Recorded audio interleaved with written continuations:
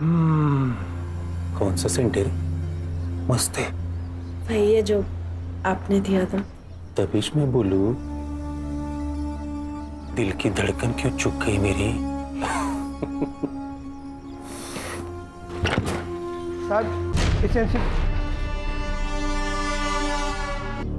क्या डरपोके रे तुम लोग?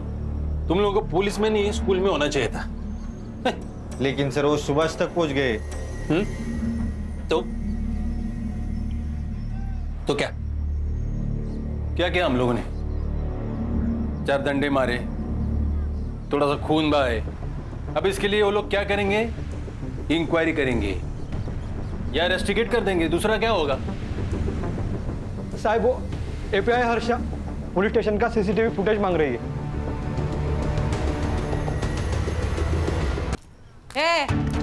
क्या है? क्यों चाहिए सीसीटीवी फुटेज? क्या साबित करना चाहती है? हमने मारा है? जा, मारा है हमने। क्या कर लेगी?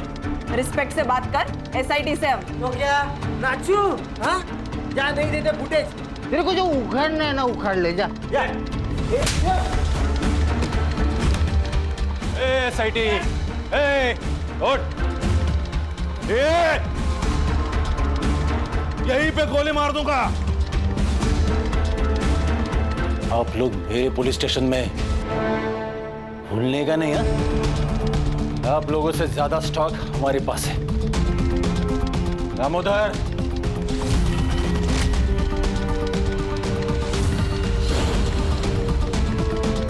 अभी ट्रिगर दबा दूंगा ना, सबका खेल खल्लास हो जाएगा।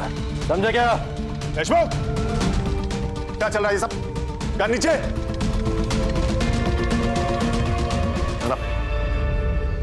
क्या सब? सर सीसीटीवी फुटेज मांगा तो ये दादागिरी कर रहा है। सर ये लोग दारू पी के आए ड्यूटी पे। देख देशमुख, सीसीटीवी फुटेज दे दे, नहीं तो मजबूरन मुझे आईजी को इन्फॉर्म करना होगा। नहीं, गलती हो गई, गलती हो गया। दामोदर, साहब को सीसीटीवी फुटेज दे दो। बाहर का, अंदर का भी। अंदर का खराब हो गया, रिपोर्ट को दिया है। आउट। सब लोग बाहर जाओ, हमें पुलिस स्टेशन की तलाशी लेनी है। आउट। क्यों? तेरे बाप का पुलिस स्टेशन है? सच में ठोक दूंगा।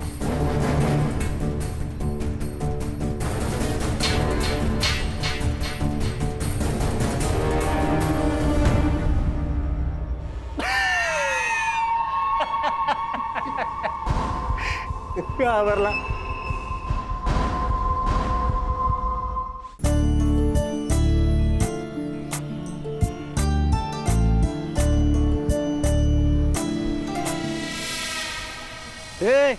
रुक तो कशाला? भाजी सामने पड़ी है, दिखाई नहीं दे रही है क्या तेरे को? मैं थूकेगा तभी तेरा धंधा चलेगा। पैसा दे तभी तेरा धंधा करने को मिलेगा। तो रोज आएगा, रोज थूकेगा, फिर देखता भाजी कैसा बेचता है तू।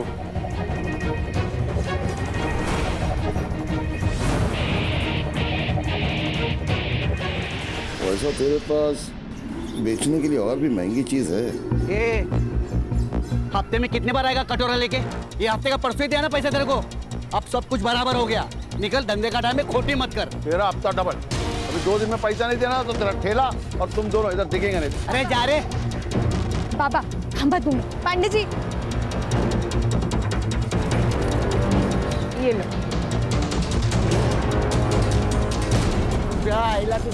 बाबा जाओ दे ना बाबा, कीचड़ में पत्थर डालोगे ना तो आपके ही कपड़े गंदे होंगे। अरे ये लोग हमको ऐसे डराते रहेंगे जब तक हम इनको उल्टा जवाब नहीं देते। बाबा हमें जंग नहीं लड़नी, धंधा करना है। सदा मिताली सच कह रही है।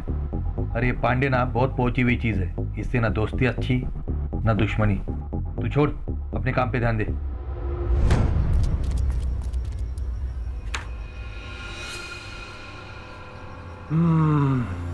कौन सा सेंट है? मस्त है। वही है जो आपने दिया था। तभी मैं बोलूं, दिल की धड़कन क्यों चुक गई मेरी? साहब एसेंशियल, मैं बाद में आता हूँ साहब। नहीं नहीं, मैं जा ही रही थी। सर ये दामोदर, हाँ सर। ये जो दरवाजा लगा है ना, वो शो के लिए नहीं लगा है। अगली टाइम आएगा ना तो नॉक करके आना, नहीं तो अगला साइन तेरे ट्रांसफर ऑर्डर पे कर दूंगा, समझा क्या? और सर ये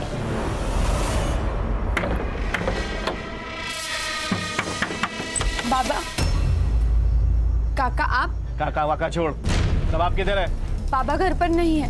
देख, उसको तो अकल नहीं है, पर क्या है ना, तू समझदार है। तू उसको समझा, नहीं तो क्या है ना, तू बिना बाप के जिंदगी गुजारेगी, समझी? काका, जबान संभाल कर बात करना। तू मेरे को बताएगी कि मेरे को कैसा बात करना है, कैसा नहीं करना। इतनी हिम्मत तेरी है? ए गंगो, बाबा, तू अगर मेरा भाई नहीं होता ना तो हाथ तोड़ के फेंक देता पानी में, समझा? आओ जाओ देना, आपको शपथ है मेरी। मेरी बेटी बोली ना, इसलिए बच गया तू। चल जा, निकल निकल। किधर निकल, किधर निकल, मेरा भी घर है, समझा? कितना पैसा चाहिए? मैं देगा तेरे को पैसा। ये मेरा घर है, तेरे हिस्से का घर तू बेच दिया बेवड़े। चल निकल, नहीं तो पुलिस के हाथ में दे देगा तेरे को। चल, तेरे को मार के मेरे को जेल भी जाना पड़ेगा ना तो चलेगा। देख, मेरा और तेरी बेटी का मैं क्या हाल करता है कि बस्ती वाला तुम लोग का बॉडी में हाथ लगाएगा भी नहीं, समझा? मेरे बेटी को मारने की बात करता तू। चल चल निकल रे, निकल। अरे निकल, चल। छोड़ेगा नहीं, छोड़ेगा नहीं मैं।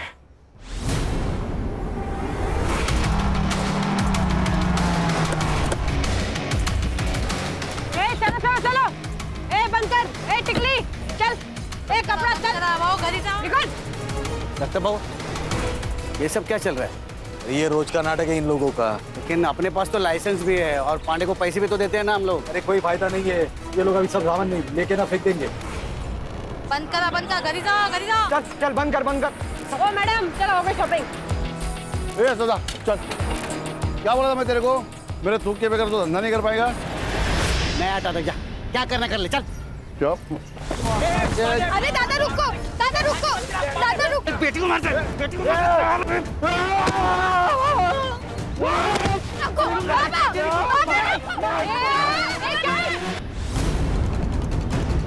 मैडम, मैडम गलती से लग गया।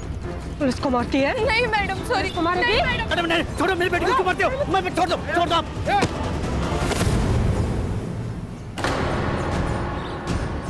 पुलिस पे हाथ उठाता है हराम को। देखो, ये पुलिस बिना मतलब हमको मारती है। ये पांडे के साथ पुलिस मिली हुई है। इनको पैसा भी दो और पुलिस का मार भी खाओ। इसमें सदाम की कोई गलती नहीं है, सब गलती है पांडे की। हाँ, ये पांडे। ठीक है। ए चलो चलो चलो चलो, जाओ, बंद करो, चलो जाओ।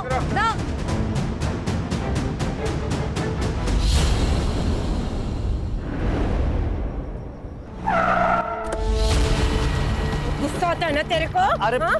तेरा सारा गुस्सा निकालती हूँ मैं। चल अंदर। अरे चलो इसके अंदर। अरे लेकिन, अरे मैडम,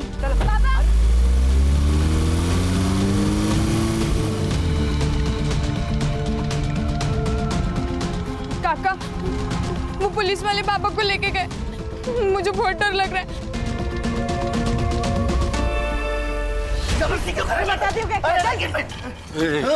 शेर के मुंह में हाथ डालेगा तो काटेगा ही ना।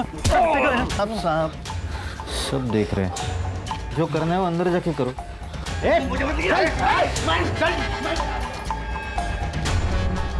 तेरे पे हाथ उठाया था ना इसने, इतना मार कि आगे से जब भी मिलेगा ना तो नजर नीचे होनी चाहिए। अरे साहब, लेकिन मैंने किया क्या है? मेरी गलती क्या है ये तो बताओ तुम। क्या किया मैंने? जैसे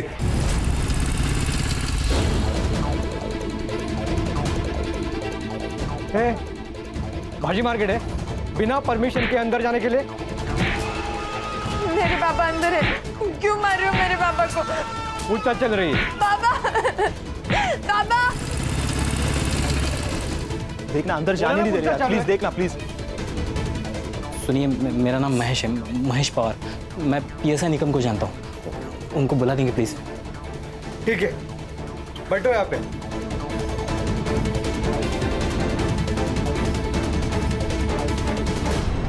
संडी टांग पकड़ इसकी।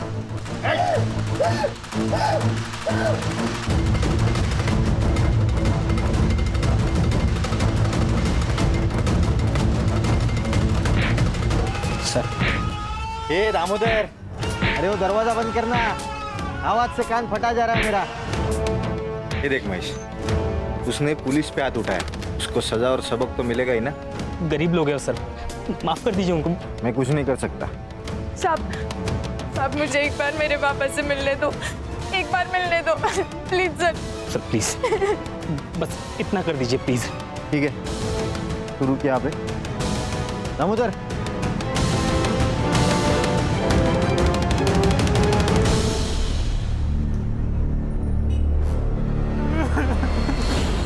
कपड़ा तो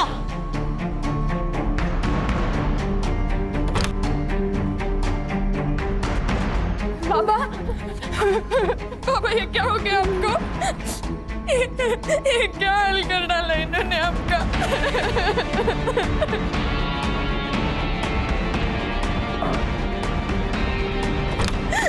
हम छोड़ेंगे नहीं इनको, हम लड़ेंगे, हम जरूर लड़ेंगे। क्या बोली रे? लड़ेगी तू? लड़ेगी? जाओ देना साहब, बहुत हो गया, मर जाएंगे वो, खाली पॉकेट में फंस जाएंगे हम। आगे से लफड़ा नहीं करेंगे, मैं बात करता है इनसे। ठीक है, अपने वैन में डाल के दोनों हरामियों को घर छोड़ दो। हो साहब।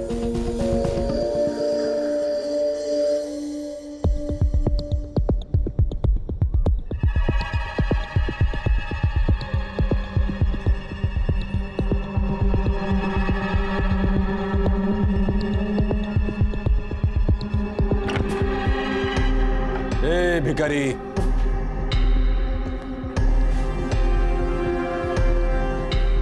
अरे जंगल में रह के शेर से पंगा लेगा तो ऐसी हालत होगी।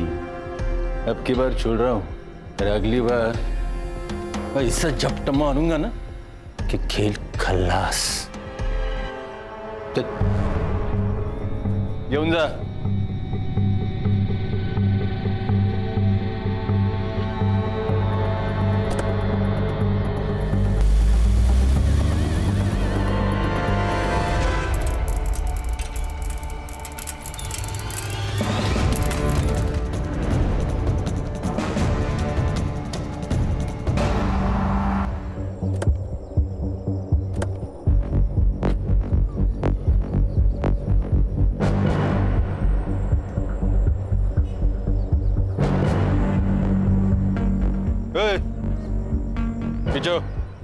साहब, ये तो हमारे सदाबाबू और मिताली है साहब।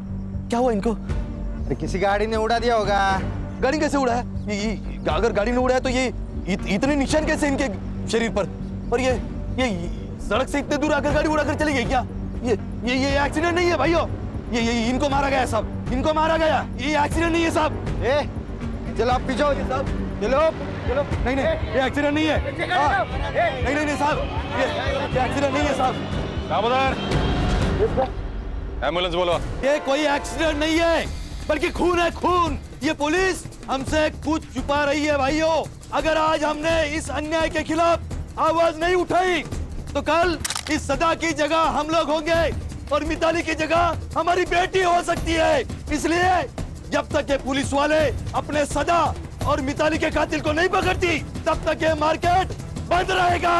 पुलिस प्रशासन, पुलिस की गुंडागर्दी, पुलिस की तानाशाही, पुलिस की गुंडागर्दी।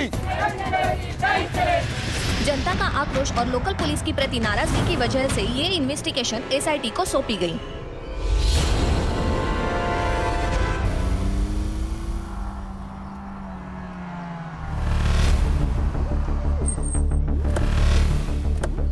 अरे या साहेब, या welcome to Tandali. Mumbai police team SIT. Nikam, अब भगत क्या बसला है? जाओ साहब का चाय नाश्ते का देखो। सरकार ने इनको हमारी मदद करने के लिए भेजा है, पता है ना? दोनों बॉडीज किधर है?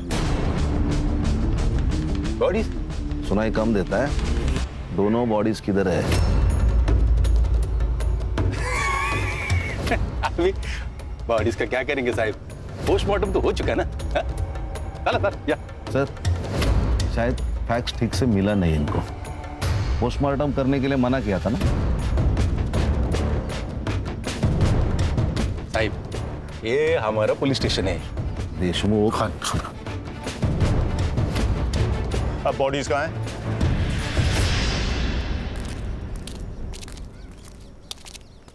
साहब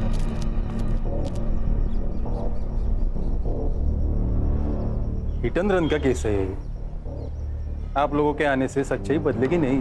तुमने अपनी रिपोर्ट बना ली देशमुख, अब हम अपना काम कर लें। आप यहीं रुकिए।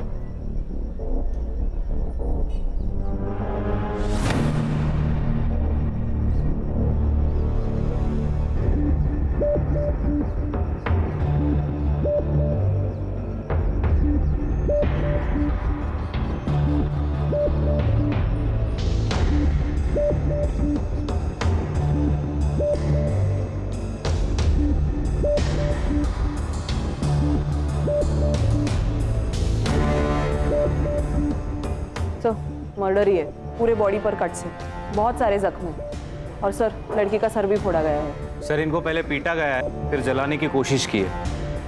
ये जो हिट एंड रन केस बोल रहा है ना, केस डाइवर्ट करने के लिए सर।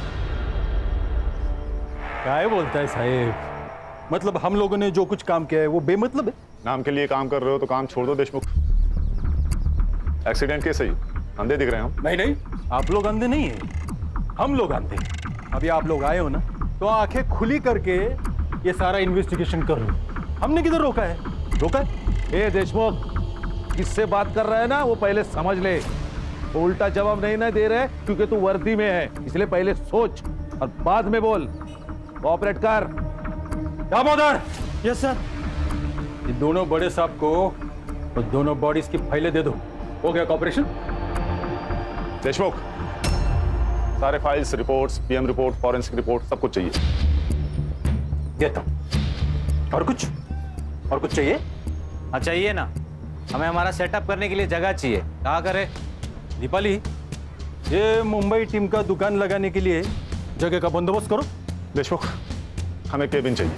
ये आपका मुंबई पुलिस स्टेशन नहीं है, ये एरिया हमारा एरिया है और यहाँ का पुलिस स्टेशन मेरे कंट्रोल में, इसलिए इधर वही होगा जो मैं चाहूंगा, समझे? चला। सर आप कुछ कह क्यों नहीं रहे? हर जंग उसी वक्त नहीं जीती जाती खान, हमें अपना दिमाग ठंडा रखना होगा। Sir according to the PM report Mitali के साथ सेक्सुअल असॉल्ट भी हुआ है। उसके थाई और पैर पे सिगरेट के बर्न मार्क्स है and cause of death lung failure. Sir दोनों के मौत का टाइमिंग लगभग सेम है सर, 5 तारीख रात 1 से 2 के बीच। और सदा को कंफर्म जलाने की कोशिश की है सर, उसके मुंह पे बर्न मार्क्स है। जरा धीरे से, कोई भी खिड़की के पास मत देखो, हमारे ऊपर नजर रखी जा रही है। खान और संग्राम, ये बाप बेटी जहाँ ठेला लगाते थे वहां पर पूछताछ करिए आप लोग। ओके।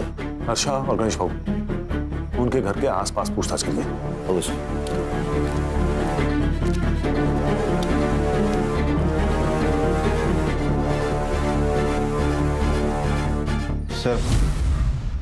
सब हाथ से निकल रहा है, मुझे तो अब डर लगने लगा। डरने का नहीं, इनको जो करना है करने दो। मैं हूं ना, मैं सब संभालूंगा। गरीब लोग थे साहब, अपने काम से काम रखने वाले। किसी के साथ पंगा? गरीब लोग कहाँ किसके साथ जाकर पंगा करेंगे साहब। मगर हाँ, वो म्यूनिसिपालिटी वाला दिनकर पांडे है ना साहब, वो रोज आकर मिताली और सदा को परेशान करता था साहब। उस दिन वो पुलिस वाली दीपाली है ना साहब, उसके साथ मिताली का झगड़ा हुआ था। उसके बाद पुलिस वाले आए और हमारे सदा को लेकर चले गए। उसके बाद क्या हुआ मुझे नहीं मालूम साहब, मगर हाँ, हमने हमारा विरोध जताया साहब। और जब सरकार ने हमें आश्वासन दिया ना साहब कि कोई विशेष जांच की जाएगी और इनके कातिलों को पकड़ा जाएगा, तब जाकर हमने हमारा ये विरोध खत्म किया और हमारा ये मार्केट खुला किया। तो गंगाराम सदा का छोटा भाई है? हाँ मगर सिर्फ नाम के लिए। ऐसा भाई भगवान किसी को भी ना दे। रोज शराब पी के आता और रोज तमाशा करता। पिछली बार तो उसने दोनों को मारने की धमकी दी थी। मेरे को मार के मेरे को जेल भी जाना पड़ेगा ना तो चलेगा। उस दिन सुभाष के साथ यहाँ राड़ा हुआ था। ये सुभाष कौन है? मिताली का बॉयफ्रेंड था। क्या मतलब साथ में नहीं रहना? 2 साल से तो मर रहा था मेरे साथ में रहना। देख, पहले की बात है ना, और अब तेरा मेरा मैच नहीं है। अब वकील की परीक्षा देती तो खुद को बड़ा आदमी समझने लगा। ठेले वाली से तेरा मैच नहीं जम रहा। कितना कमीना आदमी है रे तू, मुझे ना घिन आती है तुझसे। ज्यादा शानी मत बन, समझी ना? और वैसे भी चप्पल कितनी भी महंगी क्यों ना हो, उसे सर पर लेकर घूमने का रिवाज नहीं होता, समझी? मेरी बेटी को चप्पल समझता क्या तू? अब उसी चप्पल से मार पापा, पापा राहू दे पापा। साले! पापा, इस बेइज्जती का बदला तुम्हें लेके रहेगा।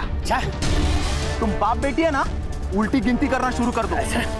छोड़ूंगा नहीं तुम दोनों को।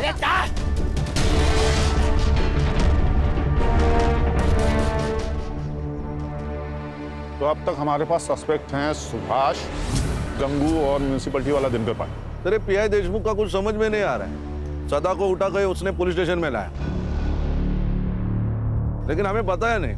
कुछ छोटा मैटर होगा सर। सर बात छोटे बड़े की नहीं है। अगर हमसे कोई बात छुपाई जा रही है मतलब कुछ तो गलत किया होगा।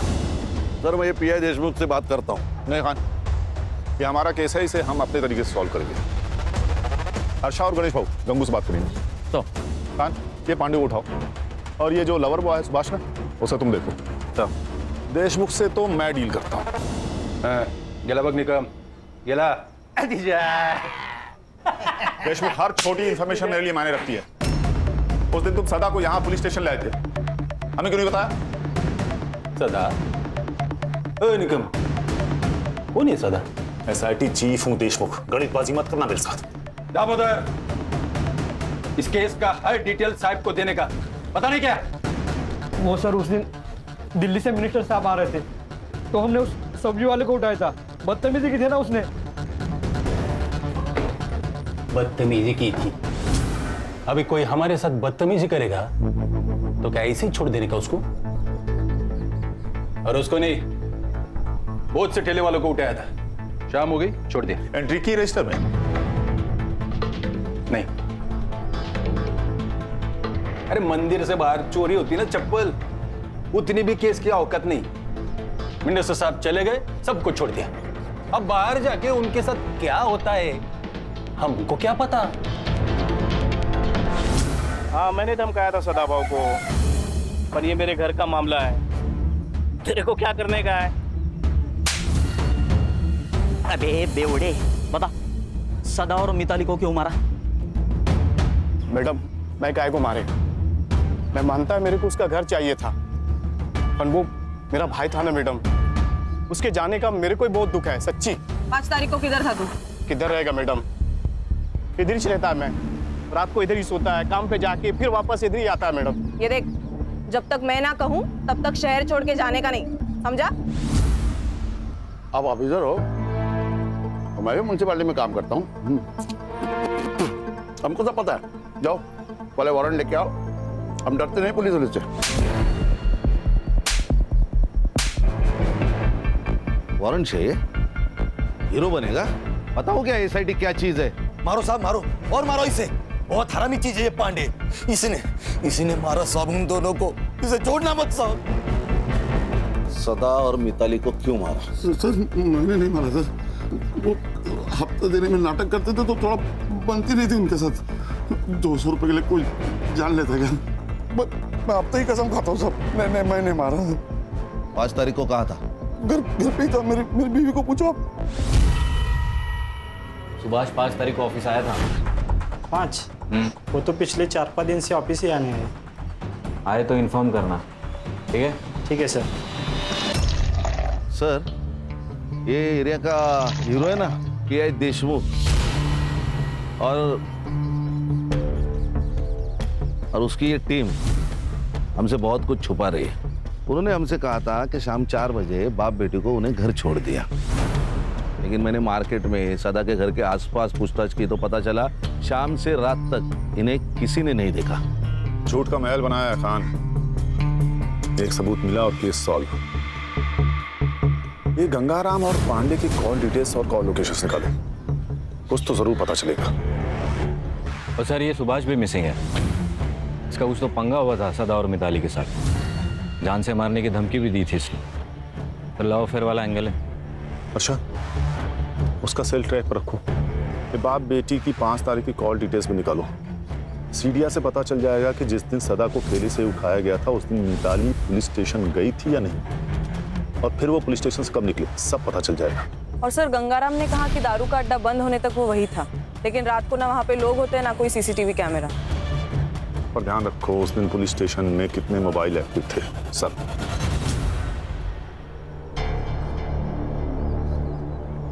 ये स्कूल के वक्त होमवर्क की डेडलाइन होती थी ना, वैसा वाला फील आ रहा है मुझे। इसलिए एक एक सेकंड बहुत जरूरी है, प्रोडक्टिव रहना भी बहुत जरूरी है। अच्छा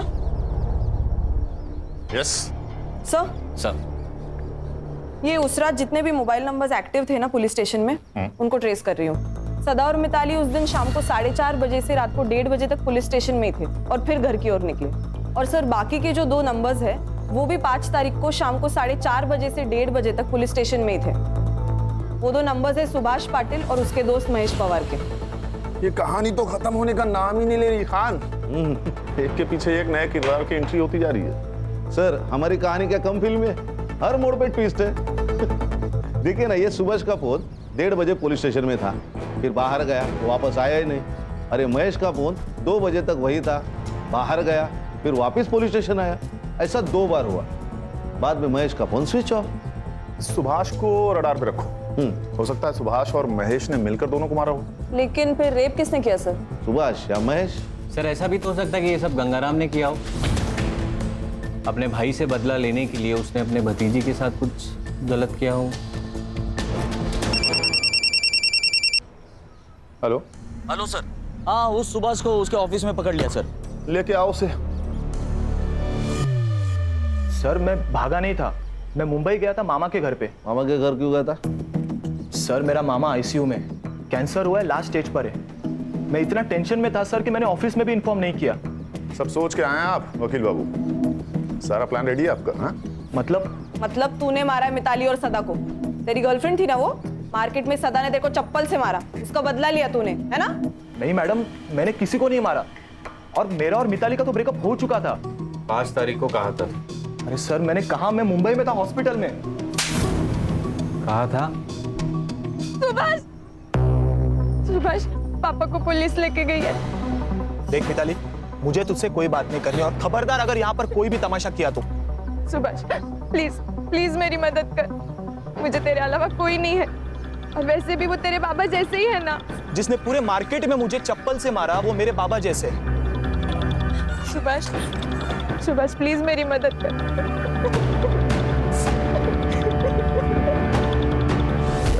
मैंने मेरे दोस्त महेश को कॉल किया सर, और उसे पुलिस स्टेशन बुलाया। उसकी जान पहचान है, सोचा कुछ फायदा होगा। साहब मुझे एक बार मेरे पापा से मिलने दो, एक बार मिलने दो प्लीज सर। बस इतना कर दीजिए प्लीज सर, मेरी रिक्वेस्ट है सर प्लीज। दामोदर। और सर कुछ 1 घंटे बाद वो दीपाली मैडम बाहर आई, और उन्होंने मुझे उन दोनों के कपड़े लाने को कहा। क्यों? यही सवाल मैंने उनसे पूछा मैडम, लेकिन उन्होंने कहा कि खराब हो चुके लेके आओ, तो मैं लेके आया। लेकिन सर ऐसा उन्होंने 2 बार किया, मुझे कुछ समझ में नहीं आ रहा था। फिर सर थोड़ी देर बाद वो बाहर आए, मैंने देखा उनकी हालत बहुत खराब थी। फिर देशमुख साहब ने उन्हें कार में घर भेज दिया, और सर मैं भी घर चला गया। और सर घर जाके मुझे मामी का कॉल आया और मैं मुंबई के लिए निकल गया। देखो वकील साहब, कानून के तिकड़म तुम भी जानते हो और हम भी जानते हैं। कहानी अच्छी बुनी है तुमने। नहीं सर, मैं सच कह रहा हूँ। सच तो ये भी हो सकता है कि तुम उनके पीछे गए और वहां जाकर उन दोनों को मार दिया। बदला बहुत बड़ा नशा है। क्यों? नहीं सर, मैं सच कह रहा हूँ, प्लीज मेरा यकीन करो।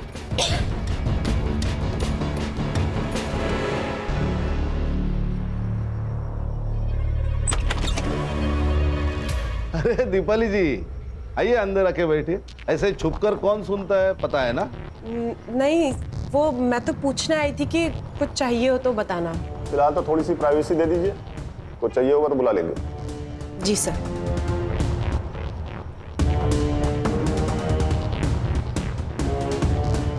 सुभाष, तुम जा सकते हो। लेकिन शहर छोड़ के जाना नहीं।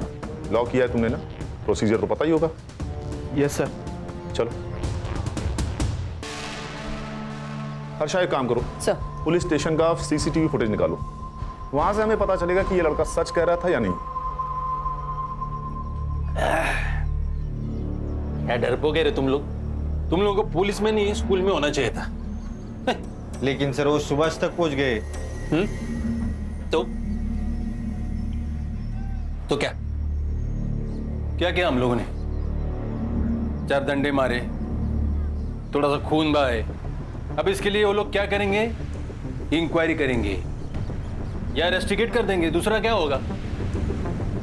साहब वो एपीआई हर्षा पुलिस स्टेशन का सीसीटीवी फुटेज मांग रही है।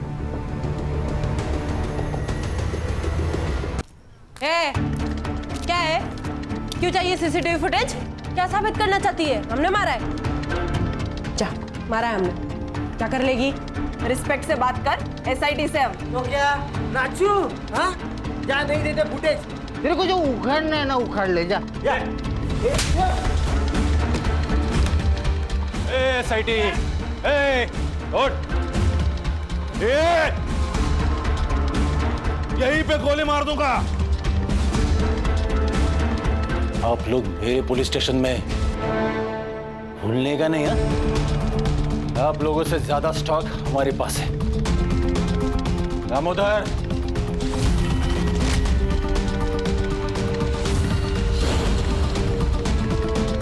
अभी ट्रिगर दबा दूंगा ना, सबका खेल खल्लास हो जाएगा। समझा क्या? देशमुख, क्या चल रहा है ये सब? क्या नीचे?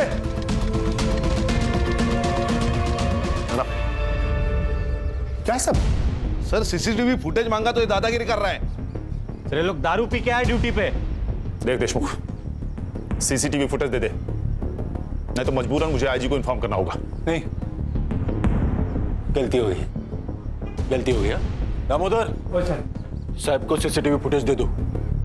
बाहर का, अंदर का भी। अंदर का खराब हो गया, रिपोर्ट को दिया है। आउट, सब लोग बाहर जाओ, हमें पुलिस स्टेशन की तलाशी लेनी है। आउट। क्यों? तेरे बाप का पुलिस स्टेशन है? सच में ठोक दूंगा।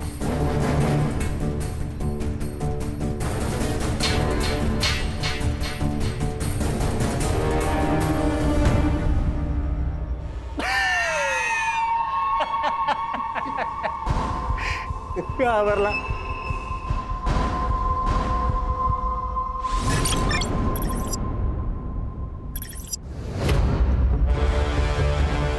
मैं डीएम सर का पीए हूँ और होम मिनिस्ट्री से आपके लिए ऑर्डर है। इसमें लिखा है कि जब तक ये केस सॉल्व नहीं हो जाता ये पुलिस स्टेशन हमारे यानी एसआईटी के अंडर रहेगा। और ये भी लिखा है कि जब तक केस सॉल्व नहीं हो जाता तुम सब इसमें हमारी मदद करोगे।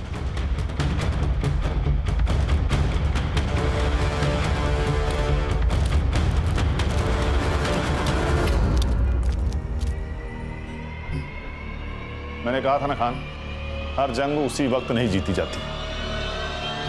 ये देखिए सर, 4:40 पर सदा को यहाँ लाया गया। उसके 20 मिनट बाद सुभाष और मिताली पुलिस स्टेशन पहुंचे और फिर कुछ ही देर में महेश भी अपनी बाइक पर आया और फिर 11 बजे महेश और सुभाष उन दोनों के कपड़े लेने बाहर गए और फिर वापस आए। ये 2 बार हुआ सर। सर फिर ये 1:30 बजे सदा और मिताली को पुलिस वैन से घर तक छोड़ा गया। उसके बाद सुभाष भी वहां से निकल गया, लेकिन ये महेश अंदर बैठा था करीबन आधा घंटा। आधा घंटा अंदर कर क्या रहा था? और पोस्टमार्टम के हिसाब से सदा और मिताली की मौत रात 1:30 से 2:30 के बीच हुई और सदा का घर यहाँ से 15 मिनट की दूरी पर है। अगर दामोदर उस दिन उन दोनों को घर छोड़ने गया होगा तो बचे हुए 45 मिनट में ही सब कुछ हुआ होगा। Absolutely right sir. Forensic team बुलाकर सारे रूम को अच्छे से चेक करो तुरंत। Yes sir.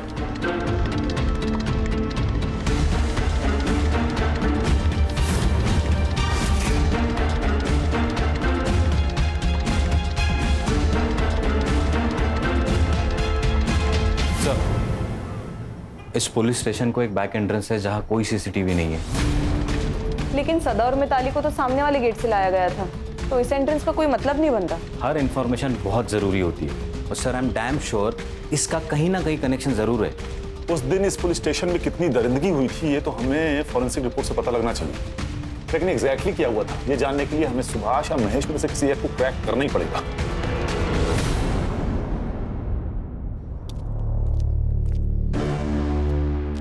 सर, एक बुरी खबर है।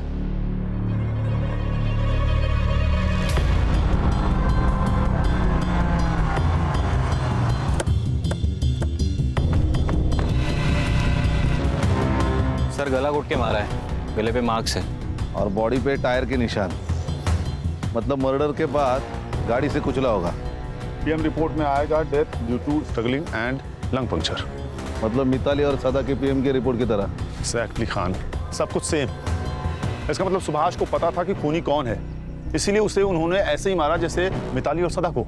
सर ऐसा भी तो हो सकता है कि ये सब प्लान महेश ने किया हो, क्योंकि वही है जो गायब है और उसके गायब होने का कोई लॉजिक नहीं बन रहा। सर एक काम करो, बॉडी को पीएम के लिए भेजो और फॉरेंसिक टीम को बुला के इस एरिया को अच्छे से चेक करो।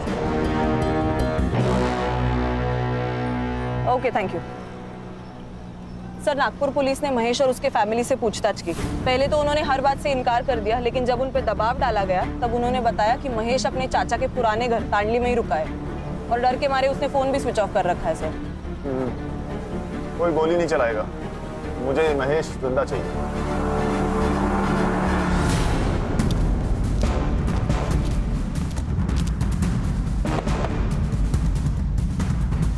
कौन है?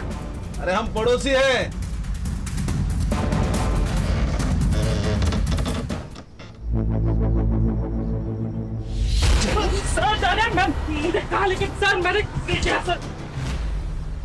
देखो भैया महेश बाबू, नाश्ता तो छोड़ो, हमने शाम की चाय भी नहीं पी है, इसलिए बता दो सच सच। सर मैं कब से वही बता रहा हूँ सर, मैंने नहीं मारा किसी को। ये फुटी, भाग क्यों रहा था रे? छुपा क्यों था? सर मैं डर गया था सर, और मुझे पता था कि कोई भी लफड़ा हुआ तो सबसे पहले मैं ही फंसूंगा। और सर मुझे कनाडा में जॉब मिला है, वीजा मिलने से पहले कोई भी केस लगा तो मुझे वीजा नहीं मिलेगा, इसलिए मैं चुप के बैठा था सर। क्या लगा, क्या लफड़ा होगा, क्या पता था तुझे? सदा और मिताली को दामोदर मोहन लेके निकले, उसके बाद सुभाष भी उनके पीछे निकला। मैंने सोचा मैं निकम से एक बार बात करके आता हूँ, इसलिए मैं पुलिस स्टेशन गया था। समझा उस बाप बेटी को? हाँ, अरे ऐसा पुलिस वालों से पंगा नहीं लेते, और खास करके देशमुख साहब के जैसे पुलिस वाले से तो बिल्कुल भी नहीं। आप टेंशन मत लीजिए, मैं बात करता हूँ उनसे। हाँ, वो तेरा वीजा आया क्या? नहीं, वो अभी प्रोसेस चल रहा है। आ जाएगा रे, टेंशन मत ले, महीना इधर। हाँ,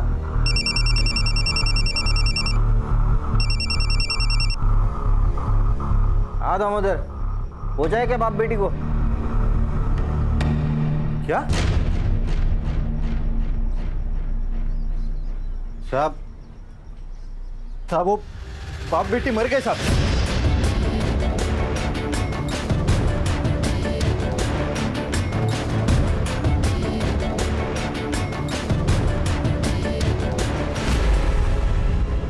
महेश तू निकल, थोड़ा अर्जेंट काम है अपने को, बाद में मिलता हूँ तेरे को। सर मैं डर गया था सर, मुझे लगा ये लोग मुझे भी मार देंगे, इसलिए मैं छुप गया था सर। बिठा इसको भाई। Sir sir sir sir, sir मैंने कुछ नहीं किया सर। सर सुनिए, हमें पुलिस टीम में से किसी को तोड़ना होगा जिससे सच का पता चले। क्या लगता है खान, कौन हो सकता है? तो दामोदर।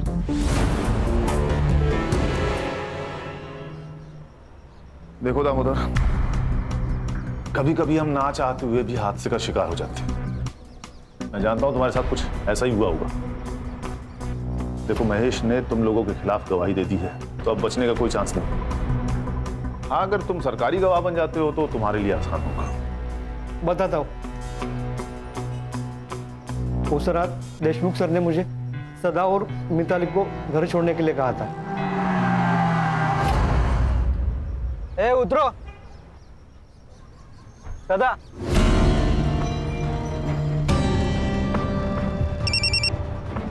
हाँ दामोदर, हो जाए क्या बाप बेटी को? लफड़ा हो गया, वो बाप बेटी दोनों मर गए। क्या? वो दोनों बाप बेटी मर गए साहब। एक मिनट रुक।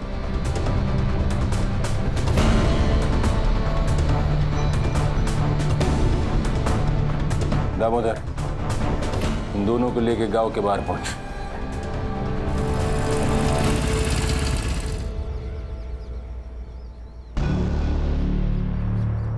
ए सुभाष,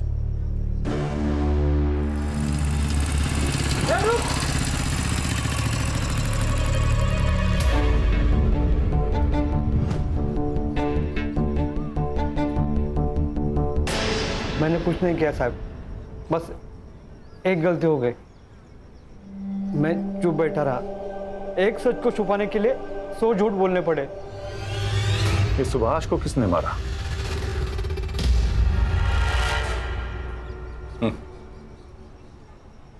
सुभाष तक तो तुम पहुंच ही गए थे। उस दिन वो पुलिस जीप के पीछे पीछे चला गया था। मिताली और सदा के मौत की भनक लग गई थी उसको। एक ना एक दिन अपना मुंह खोल ही देता, इसलिए मैंने उसको। फिर मिताली का रेप किसने किया? Municipality officer Pandey. Deshmukh sir और पांडे दोस्त है। अरे वो 2 टके के बाप बेटी ने दीपाली पे हाथ उठाया था। सबक तो सिखाना ही था ना। और वो पांडे, वो मिताली के पीछे पड़ा ही था, इसलिए मैंने उसको फोन करके बुला लिया।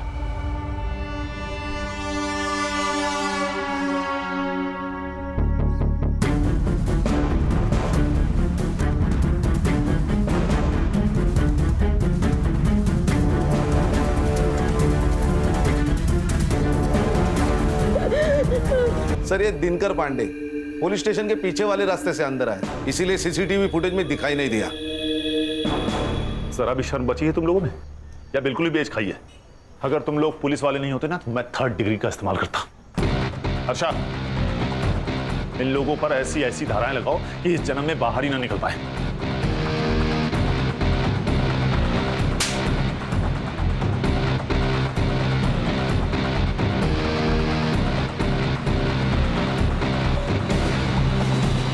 सच ही कहा है किसी ने, A great power comes with great responsibility।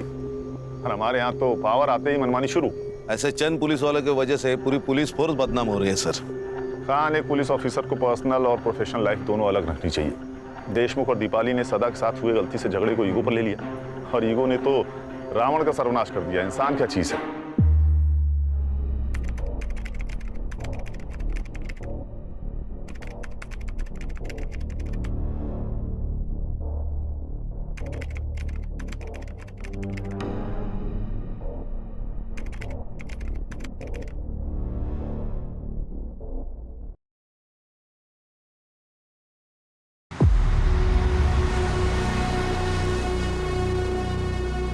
लंबी छुट्टियों के बाद कुछ दिनों पहले ही मैंने ड्यूटी रिज्वाइन की थी।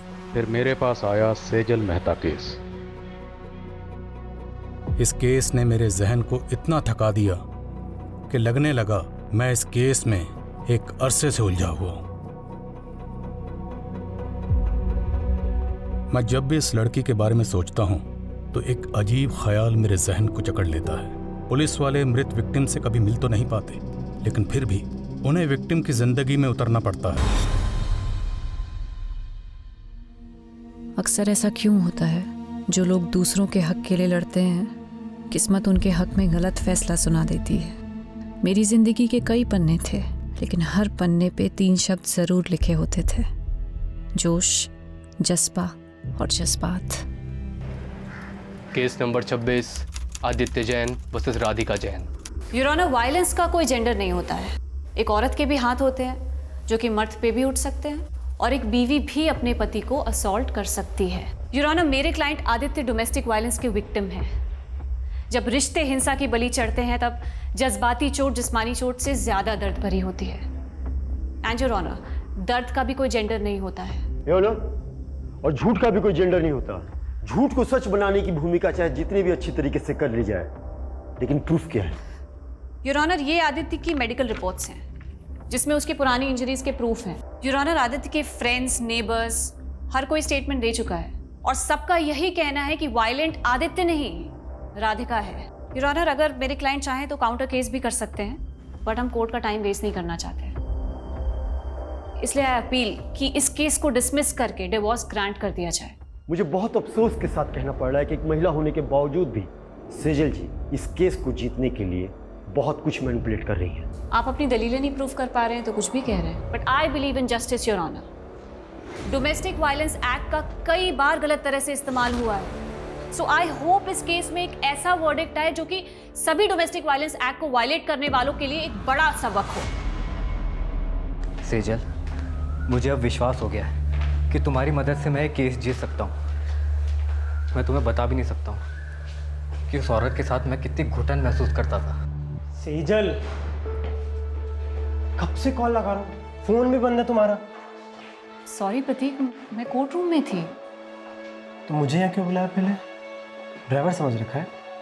वैसे सही है, तुम्हारा वेट करता रहूँ मैं हमेशा, है ना? सॉरी यार। Aditya, he is Prateek, my fiancee. Hi. Hi. अब आपका ऑर्डर हो तो चले यहाँ से। See you on the verdict day. Let's go. Bye.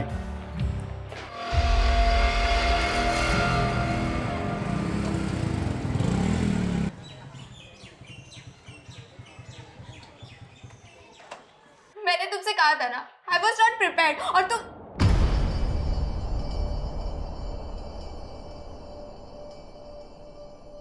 Anjali, क्या हुआ राघव? अंजलि रो क्यों रही थी? क्या किया तूने उसके साथ? क्या क्या मतलब? फ्रेंड्स हैं हम, हमारी भी पर्सनल बातें होती है। राघव, तू अभी इतना बड़ा भी नहीं हुआ है, और माँ की एब्सेंस में मैं तेरी बड़ी बहन ही नहीं, तेरी गार्जियन भी हूँ। क्या पका रही होती थी? ये क्या लैंग्वेज हुई राघव? हाँ, रुको, मैं अभी अंजलि से बात करती। उससे क्या बात करोगी यार? हाँ? तो एक बात बता, तू इतना डर क्यों रहा है? कहीं तूने उसके साथ कुछ ऐसा वैसा तो? इनफ दीदी, मैं आपको कभी पूछता हूँ क्या कि आप प्रतीक के साथ क्या क्या करती हो? हाँ, मेरी भी पर्सनल लाइफ है, सो प्लीज डोंट इंटरफियर। बहुत बदतमीज होता जा रहा है। सेजल, तुम ना छोटी सी बात को इधर का उधर ले जाती हो यार। तुम उसे शांति से समझाओगी ना तो आई थिंक वो समझ जाएगा। So just relax, okay? चल। बाहरी दुनिया से जूझना जितना मुश्किल होता है, उससे कहीं ज़्यादा मुश्किल उन रिश्तों से जूझना होता है जिनके लिए हम जीते हैं। अपनों की हार के आगे बाहरी दुनिया की जीत भी फीकी लगती है। Aditya Jain versus Radhika Jain.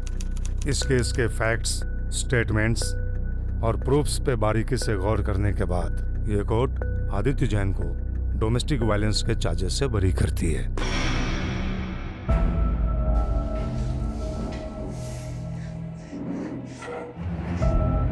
Thank you Sejal,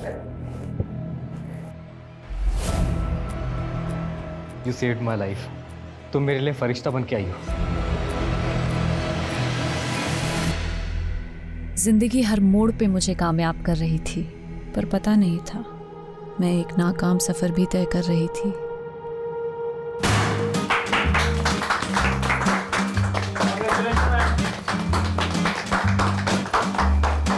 many congratulation Sejal, मुझे पता था तुम ये केस जीत कर रहोगे। जिस डेडिकेशन, सिंसियरिटी और ईमानदारी से तुम काम कर रही हो, it's something to be appreciated. Thank you sir, लेकिन मुझे आपसे बहुत जरूरी बात। आज कोई काम की बात नहीं होगी, it's a celebration time. And listen guys, Sejal की जीत की खुशी में आज मैंने आप सब के लिए डिनर पार्टी अरेंज की है। एंजॉय। तुम्हें लग रहा है बॉस सेजल पे बहुत ज्यादा मेहरबान हो रहे हैं। हाई प्रोफाइल केसेस इसके लिए रिजर्व करके रखे, हम तो सिर्फ पेपर वर्क करने के लिए ना।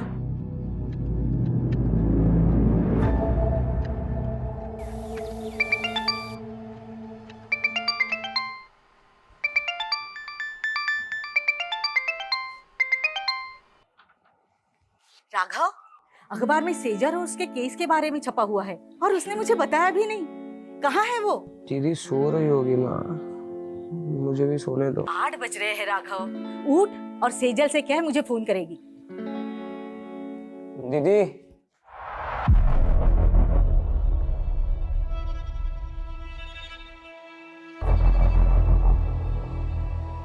दीदी अंदर हो।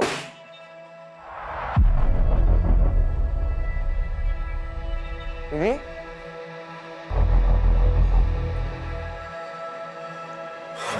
हेलो, कौन? आप कौन बोल रहे हैं? ये मेरी दीदी का नंबर है। आपकी दीदी? वो यहाँ हाईवे पे घायल पड़ी है। क्या? ये लो पकड़ो। आपने ही फोन किया था? जी। सेजल, कुछ बोलती क्यों नहीं? अरे आखिर क्या हुआ है? कुछ बोलेगी भी?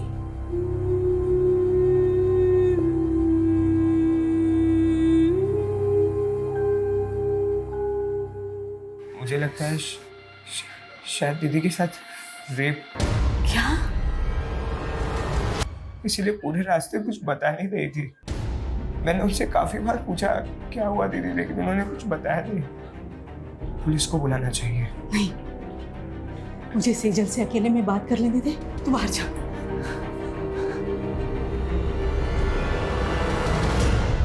सेजल, मुझे बताना बेटा, क्या तेरे साथ किसी ने जबरदस्ती की? राघव, सेजल ठीक तो है ना? मुझे लगता है कुछ तो हुआ है जो तुम मुझसे छुपा रहे हो। नहीं प्रतीक, ऐसा कुछ नहीं है। अगर सब कुछ ठीक है तो वो मेरा फोन क्यों नहीं उठा रही है? वो दीदी सो रही है, मैं कॉल करवाता हूँ।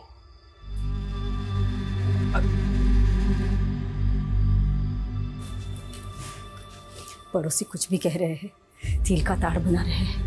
लेकिन माँ, सच सच बताओ, दीदी की तरह आप भी मुझसे कुछ छुपा नहीं रही हो ना? उन्होंने आपको बता दिया ना कि उनके साथ रेप हुआ है? ऐसा कुछ नहीं है। डॉक्टर को दिखाया था ना सेजल को। मुझे भी उसकी परवाह है, तू फिक्र मत कर, वो धीरे धीरे नॉर्मल हो जाएगी। नहीं, यहाँ बैठे बैठे कुछ नहीं होगा। मैं दीदी को लेके जा रहा हूँ, काम करेगी तो उनका मन बदलेगा। ठीक है, मैं भी तेरे और सेजल के साथ वहां आती हूँ।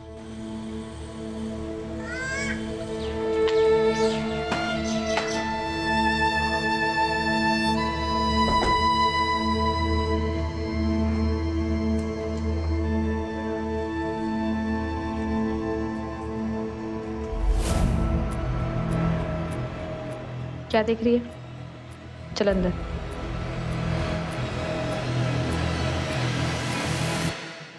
बेटा, तूने जिंदगी में कभी हार नहीं मानी। मैं तुझे ऐसे बुझा बुझा नहीं देख सकती।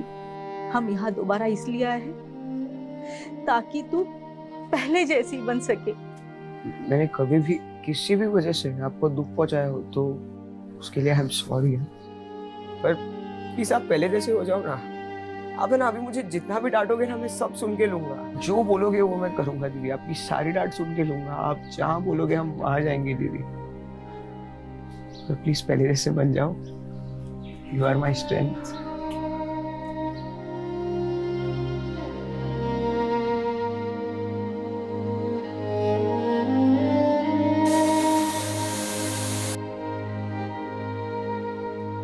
अपने दर्द छिपा के मैं पहली बार एक झूठी जिंदगी जीने की कोशिश कर रही थी।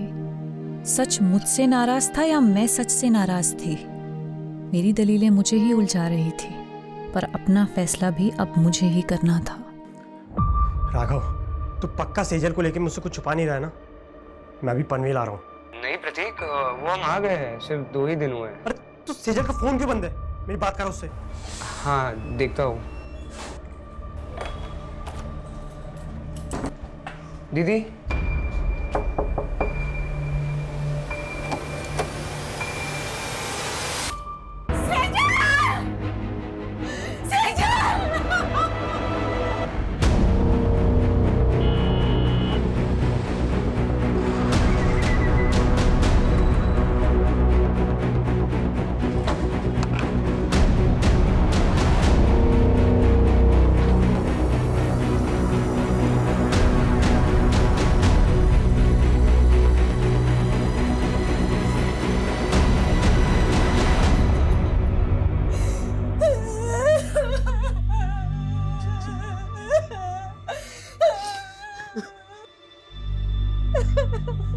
ये क्या कर लिया तूने?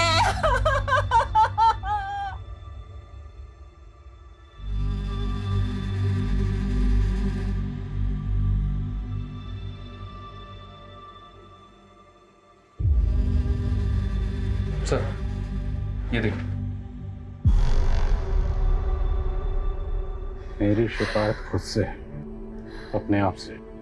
मैं ऊपर वाले को थैंक्स बोलती हूँ जिसने मुझे ये जिंदगी दी, दुनिया के सबसे अच्छे माँ बाप दिए, प्यारा सा भाई दिया।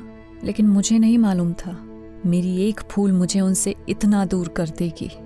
मुझसे बहुत बड़ी भूल हो गई जिसकी सज़ा मैं अपने आप को दे रही हूँ।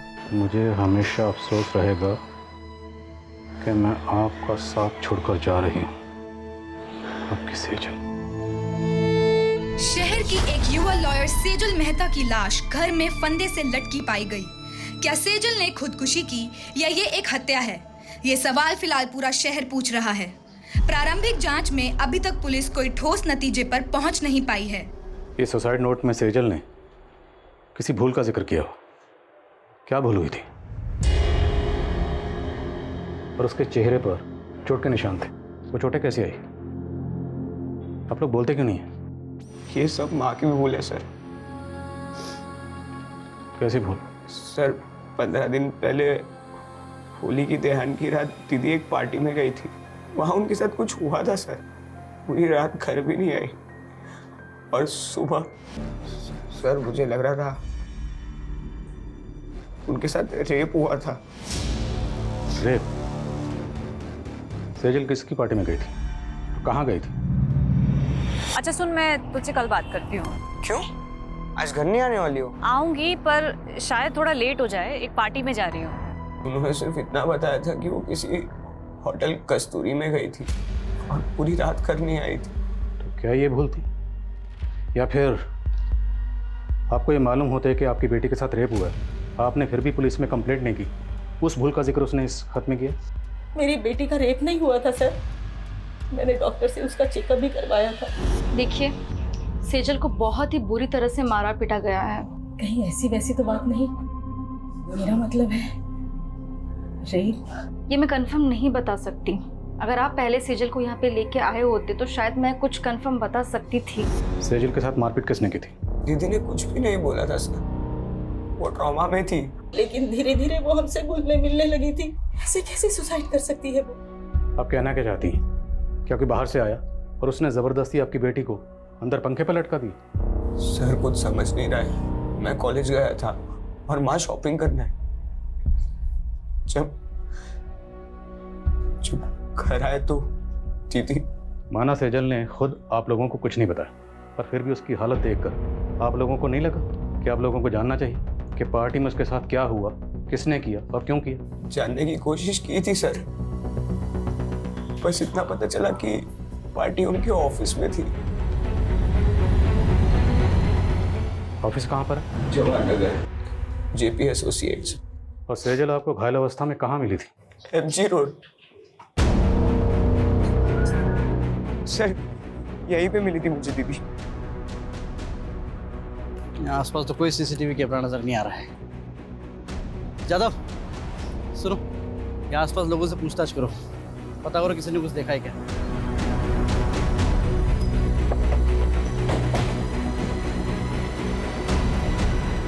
सेजल बहुत स्ट्रांग लड़की थी। मैं मान ही नहीं सकता कि वो सुसाइड करेगी।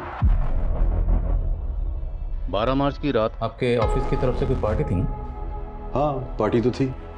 सेजल ने एक कंट्रोवर्शियल केस जीता था, उसी के सेलिब्रेशन में। और ये सेलिब्रेशन होटल कस्तूरी में हुआ था? कस्तूरी?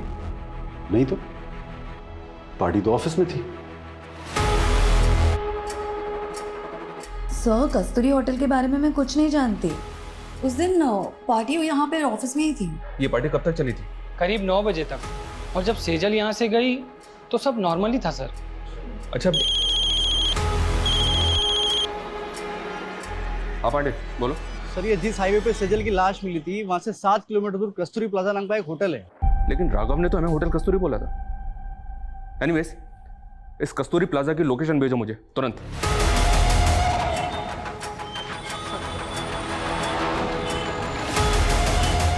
नहीं सर, 12 मार्च को यहाँ कोई पार्टी नहीं थी। इस लड़की को आपने यहाँ देखा था? सर, यहाँ तो बहुत से लोग आते हैं, मुझे याद नहीं है। पांडे, 12 मार्च को यहाँ पे जितने भी गेस्ट आए थे सबकी लिस्ट चेक करो और यहाँ का सीसीटीवी फुटेज भी चेक करो। शायद सेजल यहाँ पे आई हो। Thank you.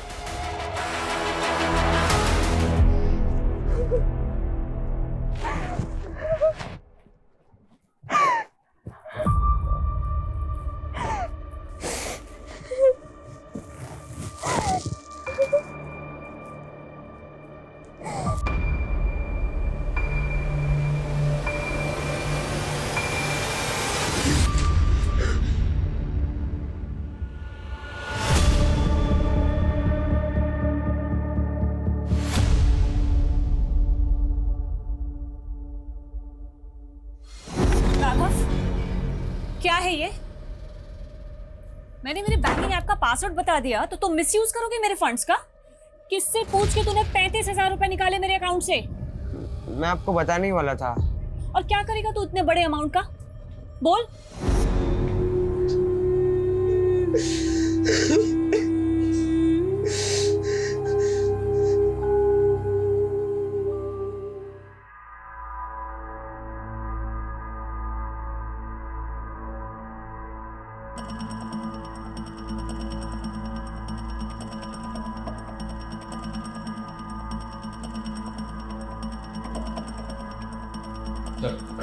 हमने चेक किया, कस्तूरी प्लाजा में 12 मार्च को कोई पार्टी नहीं थी और ऐसा कोई क्लू भी नहीं मिला है जिससे पता चले कि उस रात सेजल वहाँ पे। सेजल के भाई राघव ने होटल कस्तूरी कहा था और ये कस्तूरी प्लाजा है। लेकिन सर होटल कस्तूरी नाम से कोई होटल नहीं है उस एरिया में। पर पार्टी सेजल की ऑफिस में ही थी, ये तो पूरा स्टाफ करा था। 12 मार्च की ऑफिस की फुटेज चेक करके देख रहे हैं सर, शायद कोई क्लू मिले जिससे पता चले कि उस रात सेजल के साथ हुआ क्या था। 12 मार्च के हादसे को फैमिली वजह मान रही है, जबकि हमें सेजल की लाश उसके 15 दिन बाद 27 मार्च को उसके घर पर ही मिली। भाई ये फैमिली हमें पार्टी और होटल के चक्कर में बेवजह उलझा तो नहीं रही। उनके बयान अटपटे तो हैं। भाई कह रहा है कि उसका रेप हुआ था, माँ कह रही है कि उसका रेप नहीं हुआ था। और ये सुसाइड नोट, इस सुसाइड नोट में सेजल ने किसी भूल का जिक्र किया। जब उनसे पूछा गया कैसी भूल, इस बात का उनके पास कोई जवाब नहीं। आपको लग रहा है ये मर्डर भी हो सकता है? मर्डर के एंगल को भी रूल आउट नहीं किया जा सकता। मर्डर या सुसाइड, 12 मार्च से लेकर 27 मार्च तक फैमिली की एक्टिविटी पता करो। 12 मार्च पे फोकस करो और पता करो कि 12 मार्च को सेजल ऑफिस के अलावा और कहाँ कहाँ गई थी। 13 मार्च से 24 मार्च के बीच ये फैमिली पनवेल में थी सर। तो पनवेल में अपने खबरियों को एक्टिव करो और पनवेल से लौटने के बाद 24 मार्च से लेकर 27 मार्च के बीच में फैमिली में क्या क्या हुआ सब पता करो। और जिस डॉक्टर ने सेजल को एग्जामिन किया था उससे मिलना पड़ेगा, और जिस लड़के से सेजल की मंगनी हुई थी उसे ही पूछताछ के लिए बुलाओ। मैंने 14 मार्च को सेजल का चेकअप किया था। उसके घाव 2-3 दिन पुराने थे, कहीं ब्लेड के कट्स तो कहीं खरोचे, जलने के बहुत निशाने थे। 6-7 जगह तो ब्लड क्लॉट्स हुए थे। ऐसा लग रहा था मानी जैसे कुछ बेल्ट की चीज़ें से मारा गया है। सेजल का रेप हुआ था नहीं? मैं इसको लेके श्योर नहीं हूँ। इनफैक्ट मैंने सेजल के मॉम को भी बोला था। आपकी सेजल से कुछ बात हुई थी? उसने आपको कुछ बताया कि उसके साथ ये सब कैसे हुआ? मैंने सेजल को बहुत पूछा पर उसने कुछ बताया नहीं।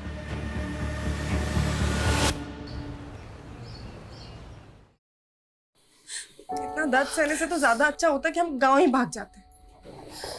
जब घर छोड़ के भागे थे तब क्या दर्द कम थे? जिस्म का दर्द तो फिर भी सहा जाता है बरखा, लेकिन दिल का दर्द सहना बहुत मुश्किल होता है। हाँ, जैसे यहाँ सब तेरे दिल की परवाह करते। अरे दर्द दबा के मुस्कुराना सीखा है और मेकअप लगा के जख्म छुपाना भी। जब तक जवानी है बिक रहे हैं, अभी का कमाया हुआ ही आगे चल के उम्र ढलने के बाद काम आएगा, समझी? माना सेजल की फैमिली ने आपको कुछ भी साफ साफ नहीं बताया कि सेजल के साथ क्या हुआ था, पर आपको कुछ तो अंदाजा हुआ होगा कि सेजल के साथ ऐसा किसने किया होगा। हमेशा खुश ही दिखती थी। मेरे लिए सोच पाना मुश्किल है कि उसके साथ में ऐसा कुछ हुआ है। 12 मार्च को सेजल के ऑफिस की कोई पार्टी थी। अब अगर सेजल उस पार्टी में जाती तो जाहिर सी बात है आपको तो पता ही होता ना। मेरी इस बारे में उससे फोन पे भी बात हुई थी। प्रतीक, बॉस ने ये केस जीतने की खुशी में एक पार्टी रखी है, लेकिन मुझे ये सेलिब्रेशन बिल्कुल अच्छा नहीं लग रहा है। पर हुआ क्या? मुझसे बहुत बड़ा गूफअप हो गया। गूफअप? कैसा गूफअप? सर क्लियरली मुझे कुछ नहीं पता है, but it was something related to her work. Sejal ने ये लॉ फॉर्म 4 साल पहले ज्वाइन की थी, पर इसमें गौर करने वाली बात है वो ये कि सेजल ने जितने भी केसेस जीते थे या जितने भी केसेस पे वो काम कर रही थी, उनमें से ज़्यादातर केसेस वो थे जो पहले उसकी कुलीग कविता के पास थे। मतलब कविता के केस सेजल को दिए जा रहे, जबकि पहले सेजल कविता को असिस्ट कर रही थी। सर ऑफिस की फुटेज में भी हमने कविता और सेजल के एक और कलीग विकल्प को पॉइंट आउट किया था।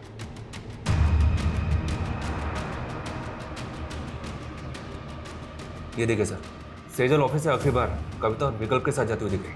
सर सेजल के 12 मार्च के सीडीआर के अकॉर्डिंग उसकी आखिरी 2 फ़ोन कॉल्स भी जानने जैसी हैं। सेजल ने रात को 8 बजे आदित्य जैन को कॉल किया था और फिर ठीक उसके बाद राधिका जैन ने सेजल को कॉल किया।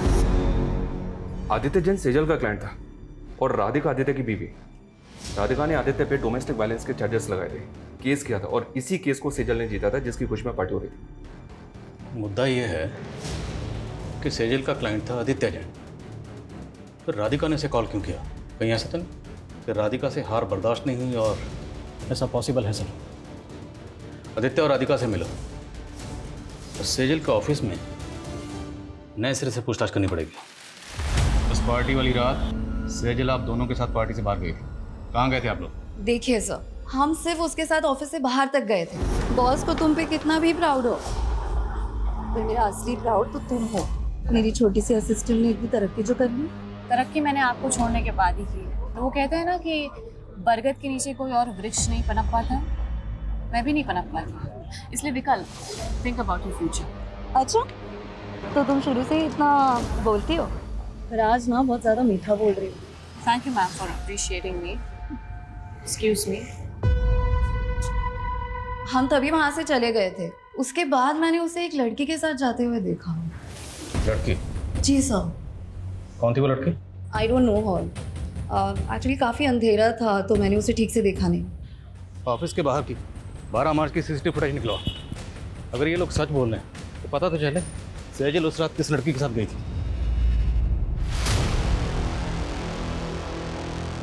मैंने तुम्हें रोका था, लेकिन तुमने मेरी बात नहीं मानी और अब तुम्हारी वजह से अब मैं प्रेग्नेंट हूँ।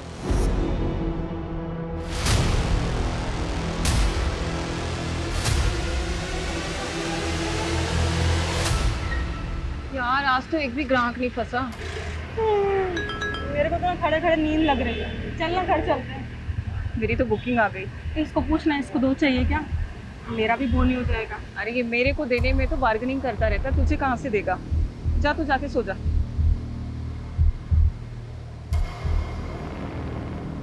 आदित्य से केस हार गई थी, वो भी सेजल की वजह से।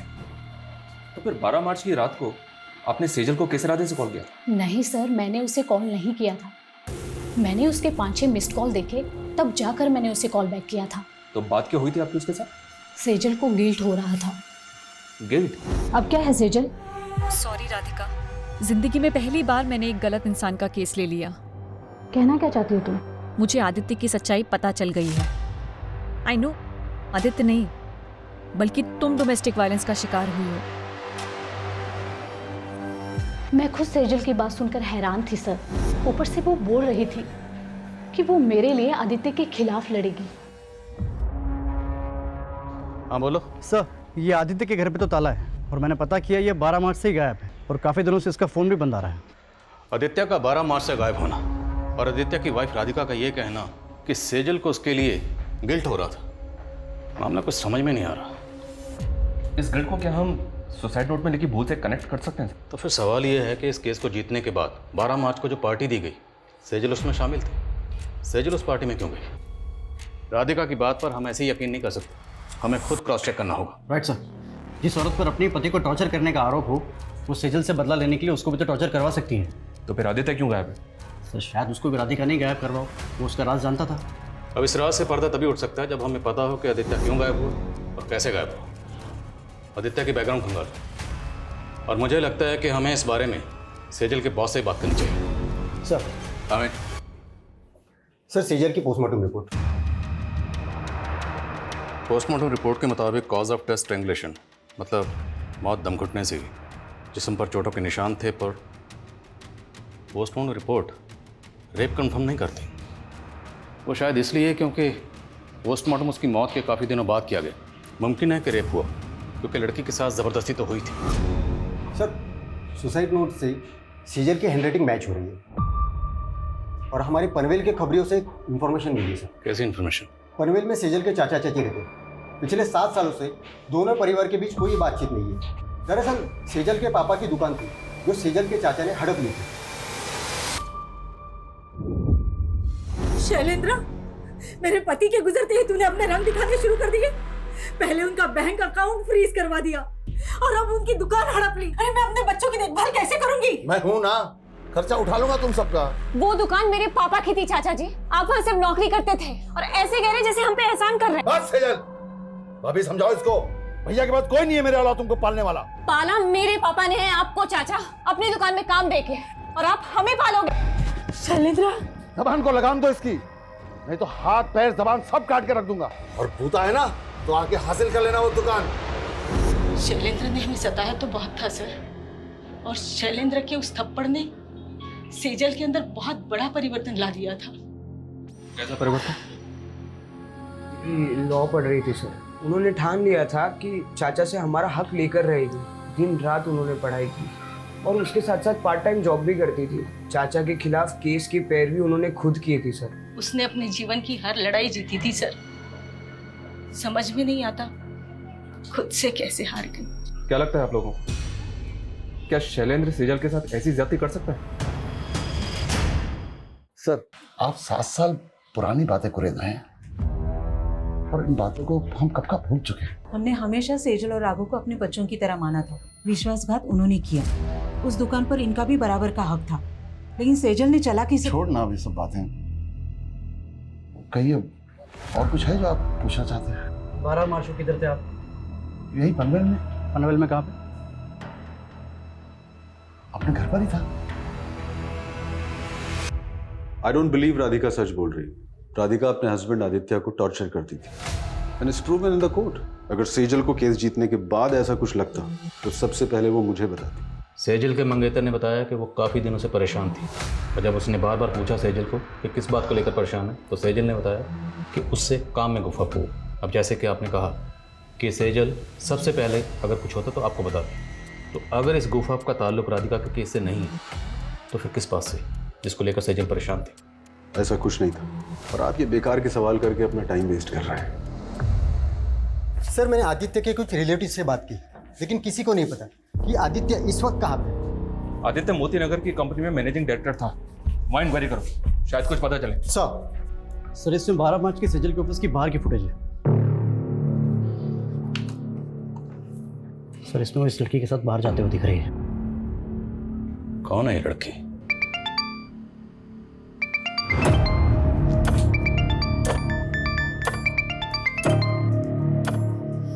हाँ बरखा बोल। सिमी, एक गाड़ी वाले ने मुझे बहुत टॉर्चर किया, मुझे पैसे भी नहीं दिए और मेरे सारे पैसे ले लिए। मेरे पास ना वापस आने के लिए भी पैसे नहीं है।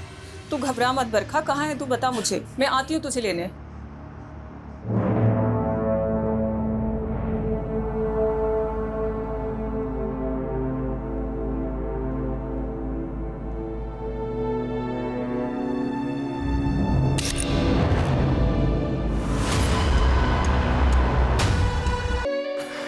प्रॉब्लम क्या है तेरी?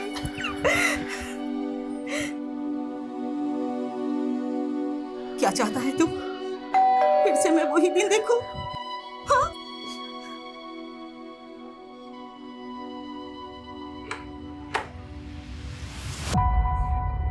ऐसा करने से पहले तुमने एक बार भी अपनी माँ के बारे में नहीं सोचा? कहीं वजह तुम्हारी दोस्त अंजलि से तो नहीं जुड़ी? हाँ?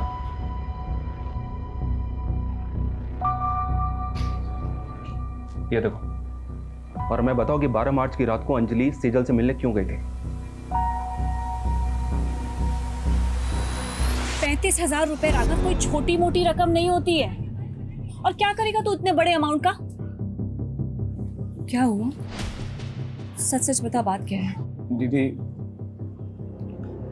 अंजलि प्रेग्नेंट है। इतनी बड़ी बात तुमने हमसे छुपाई? सर, मैं गिल्ट में था, कहीं मेरी इसी भूल की वजह से तो दीदी ने। सॉरी।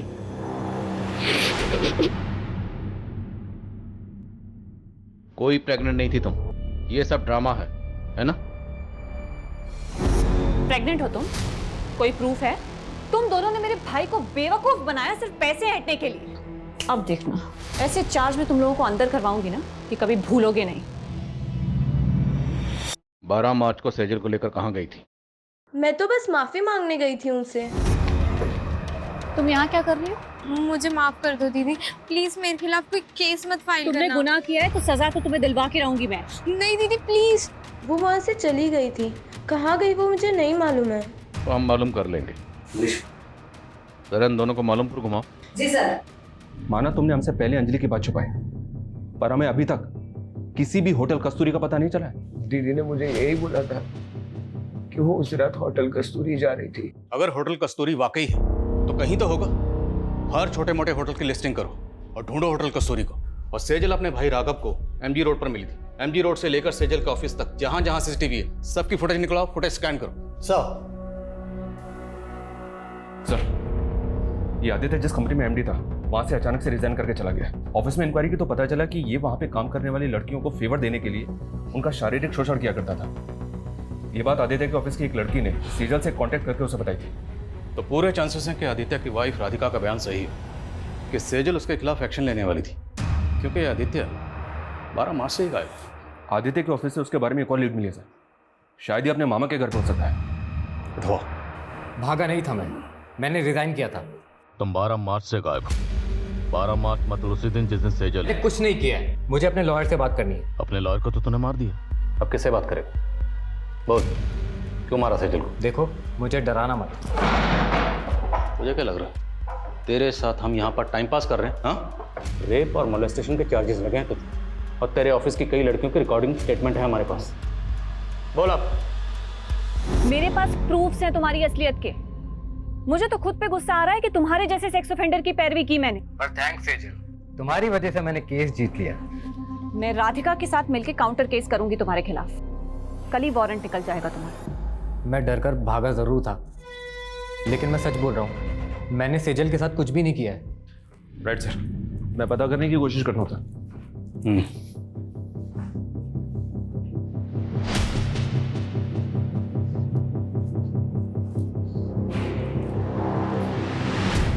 सेजल ने जिस भूल का जिक्र किया था, क्या भूल ये थी कि उसने आदित्य जैसे गलत आदमी की पैरवी की? अगर हाँ, तो फिर वो 12 मार्च से लेकर 27 मार्च तक खामोश क्यों थी? और कोई भी भूल इतनी बड़ी कैसे हो सकती है जिसकी वजह से सेजल जैसी लॉयर सुसाइड कर ले?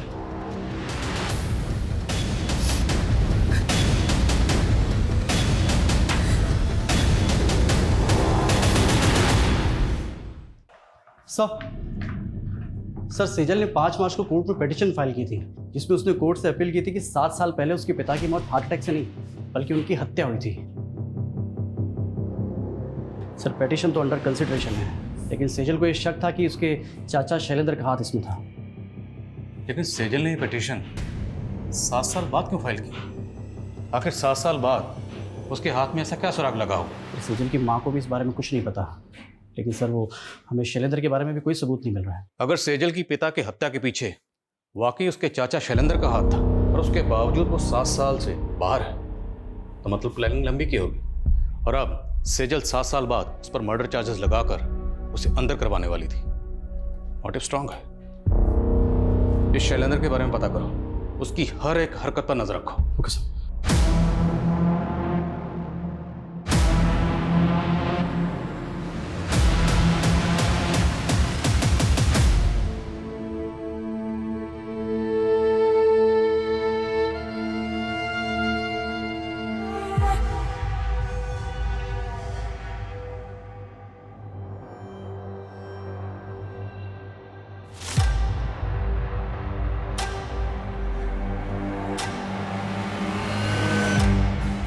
रोज पेट पे लात मारती हूँ मैडम। बकबक बनकर। क्या बकबक मैडम? जो मर्डर करके भाग जाते हो उनको तो आप पकड़ नहीं पाते हो, और हमारे जैसे को दबोच लेते हो आप। क्या बोल रही है तू? किसका मर्डर? मेरी दोस्त का मर्डर। 6 महीने पहले 12 मार्च को हाईवे रोड पे मेरी दोस्त को मार दिया गया था। उसकी सुनवाई हुई अभी तक? चल ठीक है, गाड़ी में बैठ।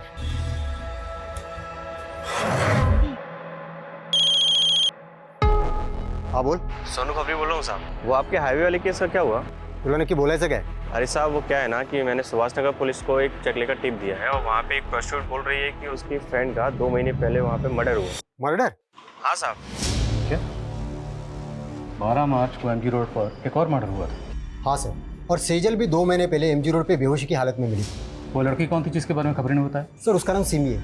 प्रोस्टिट्यूट है, आज ही अंदर हुई है। इस सिमी से मिलकर चांस लेते हैं, शायद कोई काम की बात पता चले। साहब मेरी दोस्त थी बरखा, उसका एक्सीडेंट हुआ था। लेकिन आपने तो पहले कहा था कि मर्डर हुआ था। साहब किसी ने जानबूझकर उसको गाड़ी से उड़ा दिया था। 2 दिन तक बेचारी अस्पताल में रही, उसके बाद उसकी मौत हो गई। आपको ये कैसे पता कि किसने जानबूझ के उड़ाया था?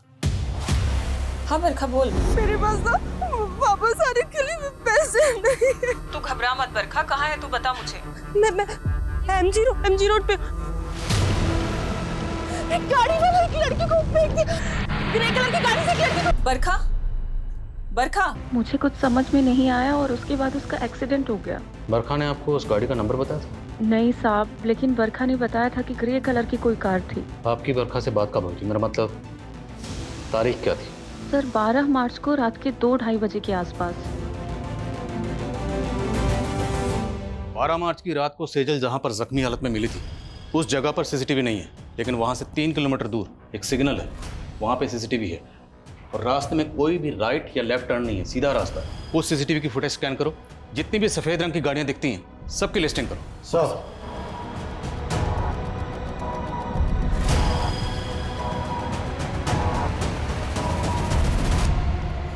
सर उस रात 2 बजे के बाद उस रास्ते से ये 7 ग्रे कारें गुजरी थी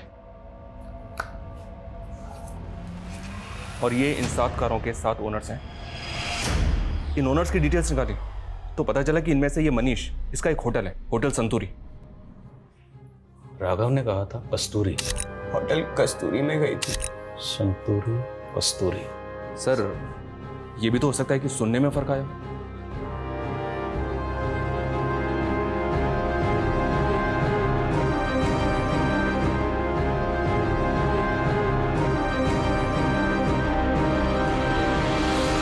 मेरा यकीन कीजिए सर, मेरी सेजल से कोई दुश्मनी नहीं थी। मैं तो बेकार में ही अपने दोस्त के लफड़े में फंस गया। कौन दोस्त?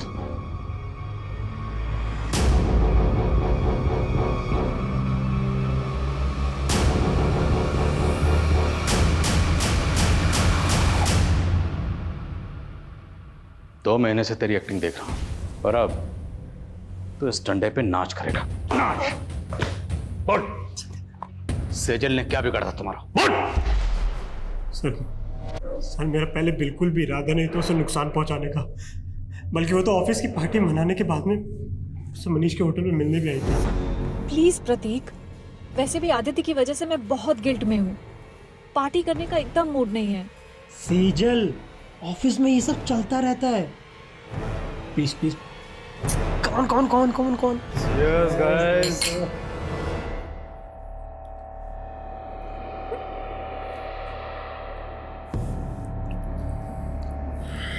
सेजल,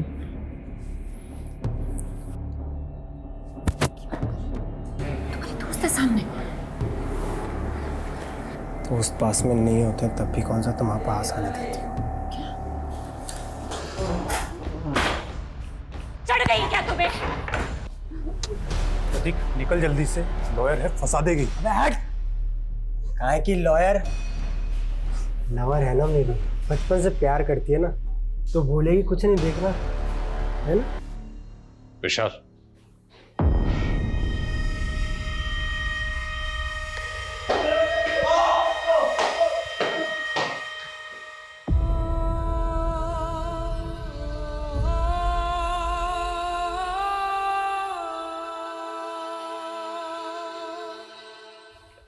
सर सेजल के साथ उसके अपनी मंगेतर ने इतना सब किया, फिर भी वो 15 दिन तक चुप रही। जबकि सेजल कोई आम लड़की नहीं थी, एक लॉयर थी, एक ऐसी लॉयर जो लोगों के इंसाफ के लिए ईमानदारी से लड़ती थी। सेजल प्रतीक को बचपन से प्यार करती थी। उसने प्रतीक पर आंख बंद करके भरोसा किया, लेकिन प्रतीक ने उसके भरोसे को तोड़ा। जब इंसान को किसी अपने सबसे ज्यादा करीबी से धोखा मिलता है तो उस इंसान का पूरी इंसानियत से भरोसा उठ जाता है। सेजल के साथ भी यही हुआ।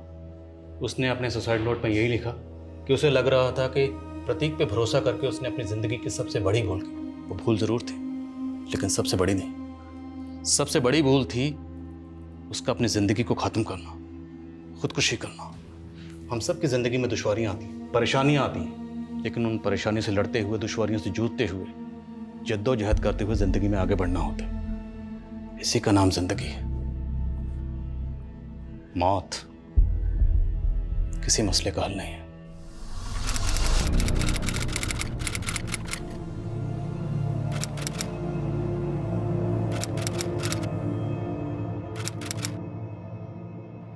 नमस्कार, आदाब। मैं हूं आदिल खान। क्राइम पेट्रोल के जरिए हमने छेड़ी एक मुहिम, वो चाहे गुनाह से सतर्क रहने का सबक हो या फिर आने वाले जुर्म की दस्तक। क्राइम पेट्रोल के हर एपिसोड में हम आपको दिखाते आए हैं हिंदुस्तान की चौंकाने वाली जुर्म की कहानियाँ। 15 जून बुधवार से क्राइम पेट्रोल 2.0 एक नए समय पर टेलीकास्ट होगा, रात 10:30 बजे। तो देखते रहिए क्राइम पेट्रोल 2.0 रात 10:30 बजे, सिर्फ सोनी एंटरटेनमेंट टेलीविज़न पर। जय हिंद।